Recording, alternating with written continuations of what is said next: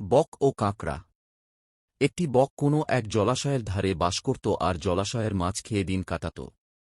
বৃদ্ধ বয়সে যখন তার মাছ শিকারের শক্তি থাকল না, তখন মনে মনে ভাবল, এবার কৌশলে মাছ শিকার করতে হবে।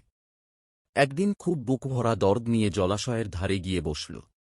তার মুখ দেখে এক কাঁকড়ার দয়ার উদ্রেক হল। সে জিজ্ঞেস করল, কি ভাই, তোমাকে বিষণ্ণ দেখাচ্ছে কেন? বক দীর্ঘশ্বাস ছেড়ে বলল, কি বলো ভাই, আজ দুজন শিকারীকে আলাপ আলোচনা করতে দেখলাম। তাদের একজন বলল, জলাশয়টিতে অনেক মাছ আছে, চলো আমরা জাল দিয়ে মাছগুলো ধরে নিয়ে যাই।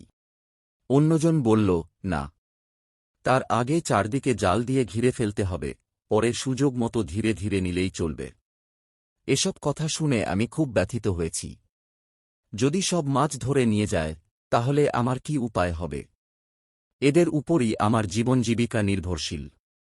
এতদিন এখানে থাকতাম, এখন বাকি জীবনে বুড়া বয়সে কোথায় যাব? কাঁকড়া এ কথা শুনে সব মাছকে খবর দিল। ওরা শুনে হায় হায় করতে শুরু করল এবং বকের নিকট এসে এ বিপদ থেকে রক্ষা পাওয়ার উপায় জানতে চাইল। বক বিজ্ঞের মতো মাথা নেড়ে বলল, কাছেই খুব বড় একটি নদী আছে।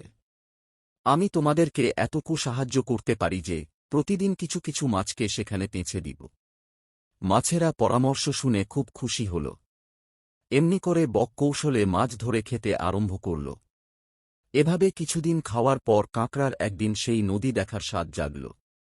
বকের পিঠে চড়ে সে নদীর উদ্দেশ্যে যাত্রা করল। দূর থেকে মাছের হাড়ের স্তূপ দেখেই সে বকের কৌশল বুঝতে পারল। তখন তার মনে পড়ল, জ্ঞানীরা বলেছেন, শত্রু যখন তোমার অধীনে থাকে তখনই তাকে শেষ করে দাও। তাতে যদি সফল হও, কিয়ামত পর্যন্ত তোমার নাম থাকবে, আর মারা গেলেও বেইজ্জতির হাত থেকে রক্ষা পাবে। কাঁকড়া বুদ্ধি করে বকের গলা চেপে ধরল। বৃদ্ধ বক কিছুক্ষণ ছটফট করে মারা গেল। শিক্ষা, যে অন্যের জন্য কূপ খনন করে, সেই তাতে নিপতিত হয়। আমরা এই চ্যানেলে জীবনের শিক্ষার ভিডিও আপলোড করে থাকি, তো প্লিজ সাবস্ক্রাইব আমাদের চ্যানেল করবেন। ধন্যবাদ।